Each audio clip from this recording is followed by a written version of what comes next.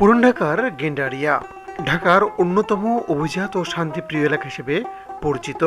এখানে শত বছর আগে গড়ে উঠেছিল আধুনিক আবাসিক এলাকা। এখনো ঐতিহাসিক কিছু নিদর্শন ঠায় দাঁড়িয়ে আছে। এই পর্বে ঘুরে ঘুরে দেখব ঐতিহাসিক গেন্ডারিয়া। আশা করি পুরো ভিডিও জুড়ে সঙ্গেই থাকবেন। Wow, hot a grand area.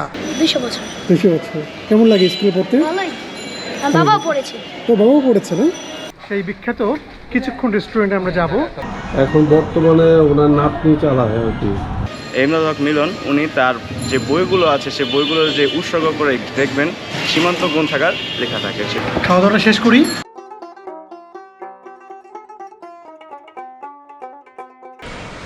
পুরান ঢাকা ঘোরার অংশ হিসেবে এই মুহূর্তে আমি আছি গেন্ডারিয়ায়। আজকে পুরো গেন্ডারিয়া ঘুরে ঘুরে দেখব। গেন্ডারিয়া নামকরণের ইতিহাস নিয়ে বেশ কয়েকটি কথা প্রচলিত আছে। কেউ কেউ বলেন যে একজন ব্রিটিশ পর্যটক এই এলাকায় এসেছিলেন এবং তিনি এই এলাকায় এসে এই এলাকার প্রাকৃতিক সৌন্দর্য দেখে বলেছিলেন, wow, hot a grand area. সেই থেকেই নাকি এই এলাকার নাম হয়েছিল গেন্ডারিয়া।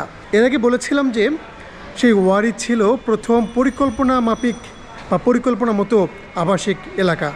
যদিও অনেকে বলেন ওয়ারি নয়, এই গেন্ডারিয়াই ছিল প্রথম আবাসিক এলাকা, মানে এই ঢাকার প্রথম আবাসিক এলাকা। পুরান ঢাকার সতীশ সেন রোডে গেলেই চোখে পড়বে এই ভবনটি। একসময় জমিদার বাড়ি থাকলেও বর্তমানে এটা পরিচিত গেন্ডারিয়া হাই স্কুল নামে। 1937 সাল থেকে স্কুল হিসেবেই পরিচালিত হচ্ছে ভবনটি। তুমি স্কুলের? হ্যাঁ, আমি স্কুলে। তোমার নাম বলবা? আমার নাম আফনান। কোন ক্লাসে পড়ো? পড়ে। এই স্কুলের ইতিহাসটা জানো? এই তো অনেক পুরনো বিল্ডিং না? হ্যাঁ। কত বছর হতে পারে? 200 বছর। 200 বছর। 200 বছর। কেমন লাগে স্কুলে পড়তে? ভালোই। বাবাও পড়েছে। তো বাবাও পড়েছে না? আপনার নামটা বলবেন? আমার নাম সত্যজিৎ রায়। আচ্ছা, আপনি এখানে আছেন? আমি এখানে আছি। হ্যাঁ। এই স্কুল সম্পর্কে একটু আমাদের বলেন। মানে স্কুল সামনে মানে এখানে চাকরি 1996 সালে এনএতে অফিস অ্যাসিস্ট্যান্ট হিসেবে কাজ করে যাইতেছে, এই পর্যন্ত এইভাবেই আছে। আপনি কি একটু বলবেন যে এই স্কুলটা আগে কী ছিল? আপনি জানেন? আমার জানার মধ্যে স্কুল 1937 সাল থেকে স্কুলের জ্ঞান স্কুল চালু আছে। তার আগে কিন্ডারগার্টেন স্কুল ছিল, তার আগেও একটা মুসলমান একটা বাড়ি ছিল, তার আগে হিন্দু ছিল। এটা অনেক পার্ট বাই পার্ট হয়ে গেছে। কোনো জমিদার বাড়ি ছিল? এটা একটা জমিদার বাড়ি ছিল, কিন্তু নাম জানেন? নাম যায় না, জমিদারের নাম যায় না। তারা চলে যাওয়ার পরে এটা মানে জ্ঞানের স্কুল, মানে জ্ঞানের এলাকাতে জ্ঞানের স্কুল বলে স্থাপিত হয়েছে। এই স্কুলের যারা সাবেক শিক্ষার্থী আছেন তারা হয়তো আমার ভিডিওটা যারা দেখছেন তারা অনেক স্মৃতি আপনাদের মনে পড়াই স্বাভাবিক। আপনাদের স্কুলে এসেছিলাম, দেখলাম আপনাদের স্কুল। গেন্ডারিয়ার সঙ্গে জড়িয়ে আছে কিংবদন্তি নায়িকা সুচিত্রা সেনের নাম। এখানে ছিল তার শ্বশুর বাড়ি।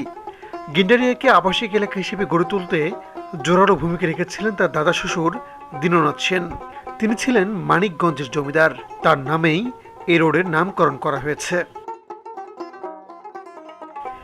দীননাথ সেন রোড ধরে হাঁটলেই চোখে পড়বে ঐতিহাসিক সাধনা ওষুধালয়, ভারতীয় উপমহাদেশের বিখ্যাত আয়ুর্বেদ ওষুধ প্রস্তুতকারক প্রতিষ্ঠান। 1914 সালে এটা প্রতিষ্ঠা করেছিলেন বাংলার সূর্য সন্তান কিংবদন্তি আয়ুর্বেদ বিশারদ ও শিক্ষাবিদ যোগেশচন্দ্র ঘোষ। যদিও বর্তমানে আগের সেই আভিজাত্যটা নেই। এখন বর্তমানে ওনার নাতনি চালায় আর কি। ওনার নাম হচ্ছে ডক্টর শিরা আলী ঘোষ। এখনো উনি কলকাতাতে থাকে এবং এটা এখানে স্টাফ আছে, ওরাই দেখাশোনা করে। সারা বাংলাদেশে আমাদের বর্তমানে 70টার মতো ব্রাঞ্চ আছে। আর বাংলাদেশের বাইরে?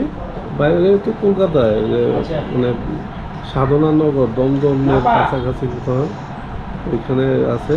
এখন আপাতত বন্ধ এটা। আচ্ছা, একসময় নাকি আরো কয়েকটা দেশে ছিল সাধনা ব্রাঞ্চ। সারা বাংলাদেশে বিশ্বে ওষুধ সাপ্লাই হতো।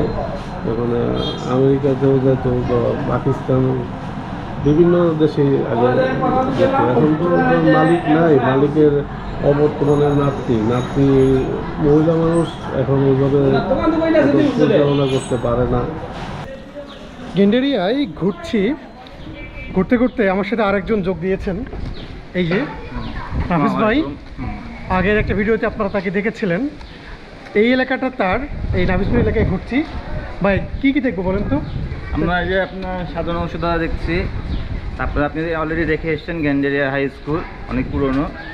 আর আমরা যদি ক্ষুধা লাগে তাহলে আমরা কই খাবো বলেন তো? এটা খাবো হচ্ছে কিছুক্ষণ রেস্টুরেন্ট। কিছুক্ষণ পুরনো, রেস্টুরেন্ট, হ্যাঁ সেই বিখ্যাত কিছুক্ষণ রেস্টুরেন্টে আমরা যাব। জানি না খোলা আছে কিনা, যদি খোলা থাকে তাহলে অবশ্যই আপনাদেরকে দেখাবো। গেন্ডারিয়া মহিলা সমিতি এখন অনেকের কাছে বিস্তৃত একটি নাম।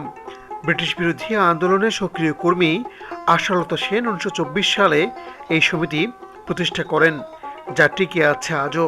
আর গেন্ডারিয়ার আলোকশিখা হয়ে আছে সীমান্ত গ্রন্থাগার।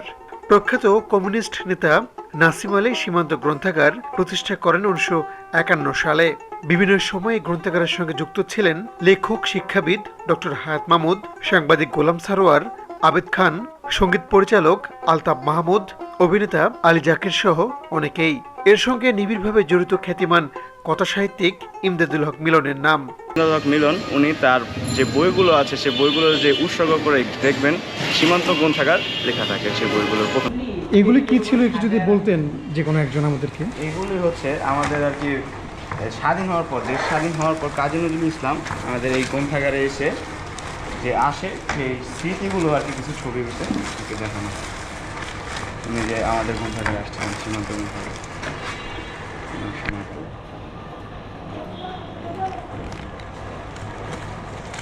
1973 সালে আসেন।